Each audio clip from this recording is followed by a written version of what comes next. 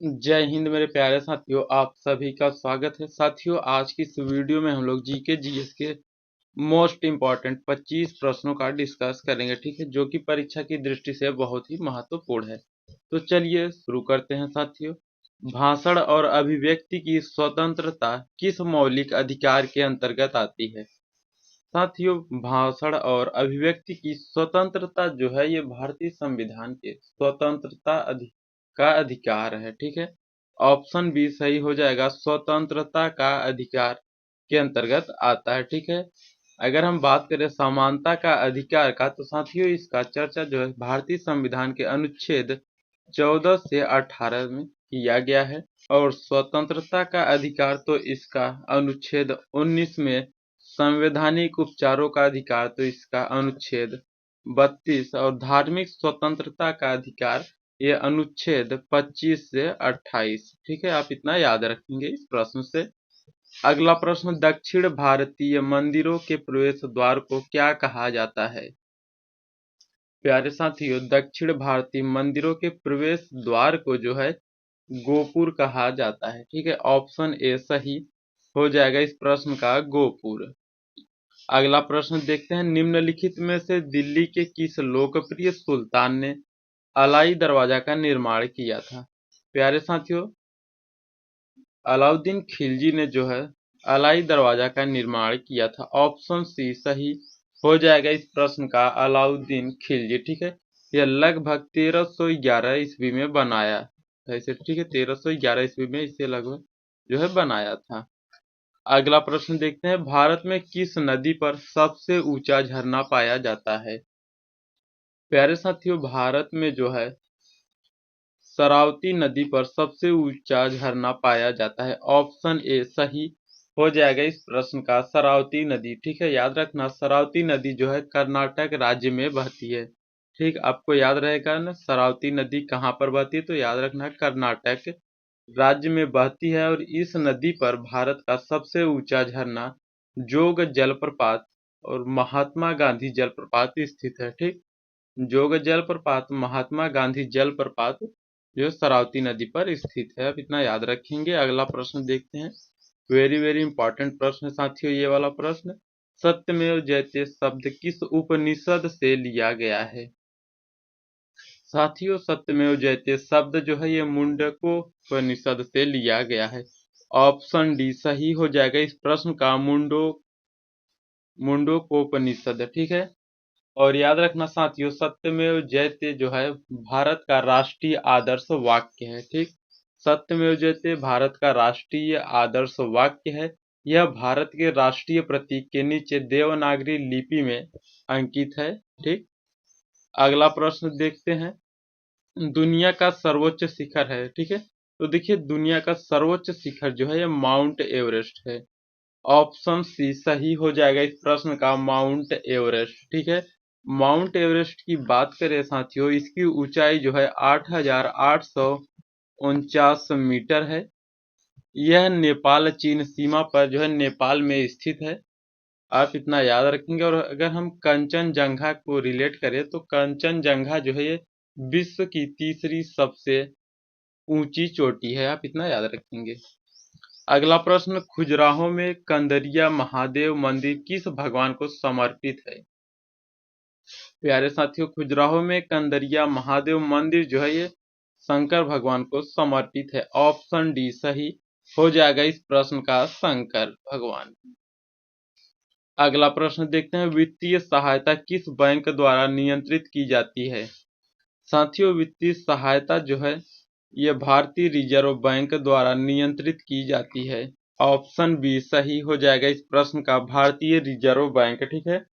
याद रखना, भारतीय रिजर्व बैंक जो है देश का केंद्रीय बैंक है। इसकी स्थापना 1 अप्रैल 1935 को हुआ था, आप इतना याद रखेंगे। अगला प्रश्न देखते हैं, निम्नलिखित में से किस समिति को चालू अर्थव्यवस्था समिति कहा जाता है?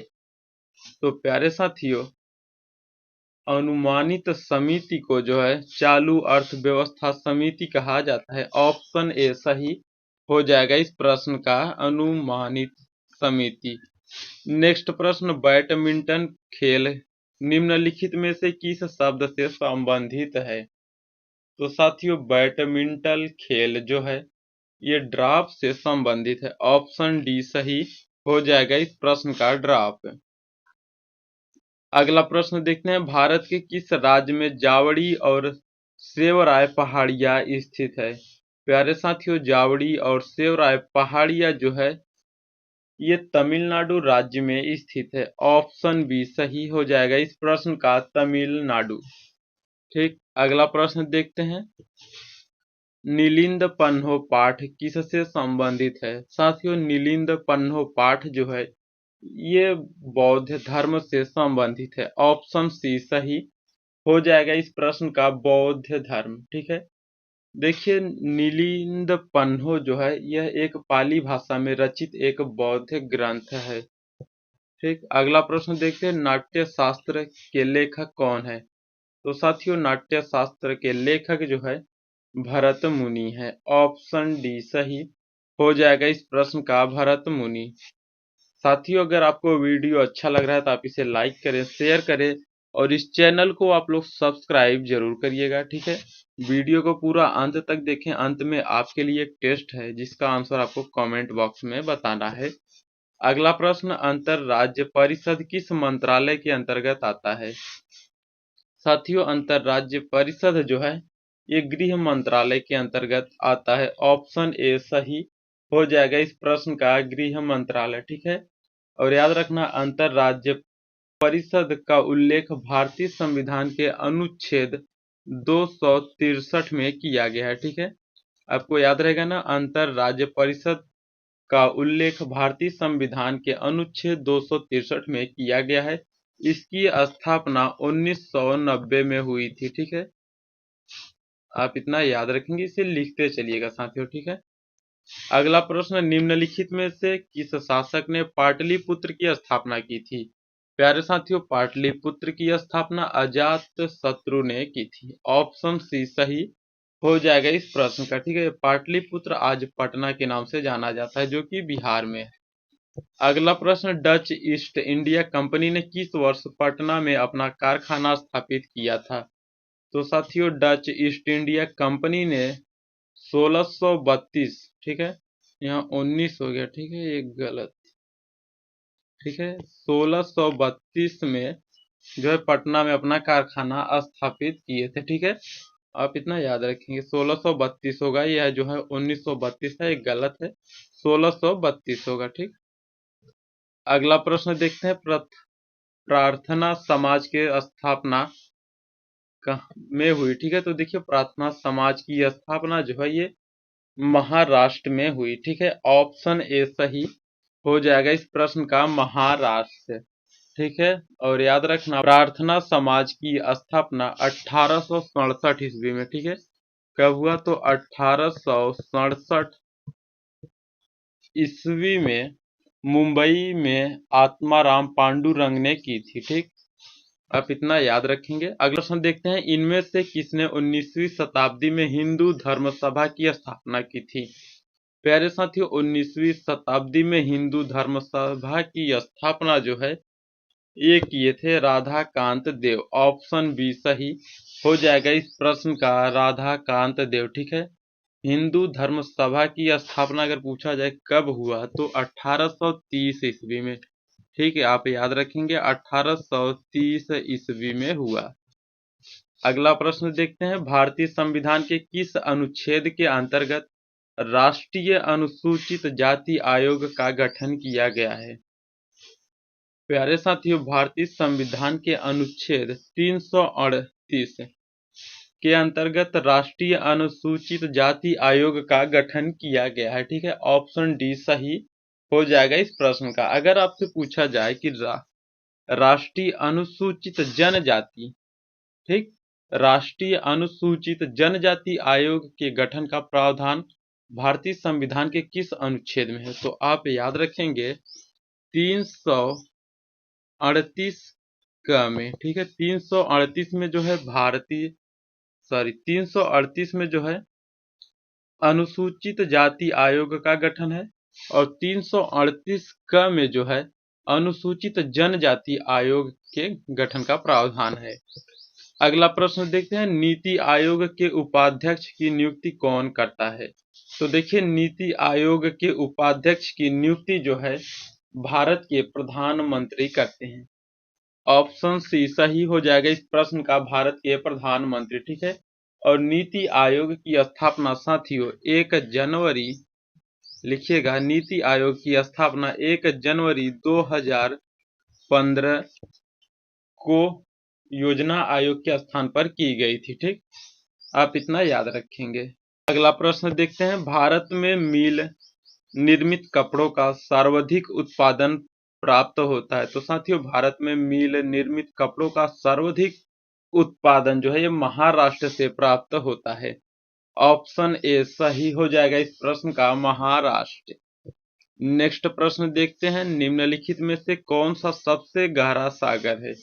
प्यारे साथियों, सबसे गहरा सागर जो है प्रशांत महासागर है।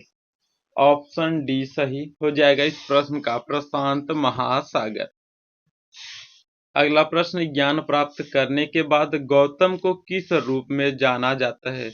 तो साथियों, ज्ञान प्राप्त करने के बाद गौतम को जो है बुद्ध के रूप में जाना जाता है, गौतम बुद्ध।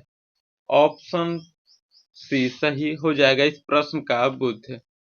नेक्स्ट प्रश्न, निम्नलिखित में से कौन अवध का प्रथम नवाब था?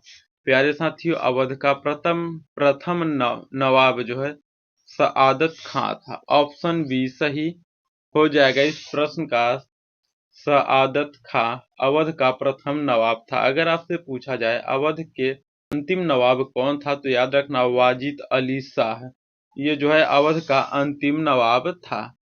अगला प्रश्न देखते हैं, किस आंदोलन के चलते रविंद्रनाथ टैगोर ने आमार सोनार बांग्ला नामक गीत की रचना की? प्यारे साथियों, आमार सोनार बांग्ला नामक गीत की रचना जो है ये स्वदेशी आंदोलन के चलते किए थे। ऑप्शन सी सही हो जाएगा इस प्रश्न का, स्वदेशी आंदोलन, ठीक है।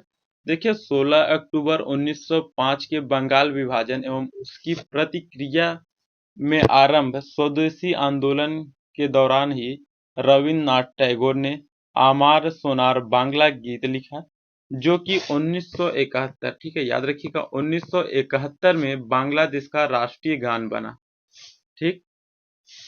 तो प्यारे साथियों, अगला प्रश्न आपके लिए टेस्ट है, भारतीय कला में स्तूप, चैत्य और विहार का निर्माण निम्नलिखित में से किससे संबंधित है? इस प्रश्न को हमने पढ़ा है, ठीक है, आपको पढ़ाया है, और आप इसका आंसर कमेंट में जरूर बताएंगे। तो आज का वीडियो आपको कैसा लगा, आप लोग इसे भी कमेंट करके जरूर बताएं, और इस वीडियो को लाइक करें, शेयर करें, इस चैनल को आप लोग सब्सक्राइब जरूर करिएगा इसी तरह की डेली जीके जीएस की वीडियो देखने के लिए। फिर मिलते हैं एक नई क्लास के साथ जल्द ही, और तब तक मन लगा के पढ़िए, अपने और अपने माँ बाप के सपने को पूरा करिए। जय हिंद।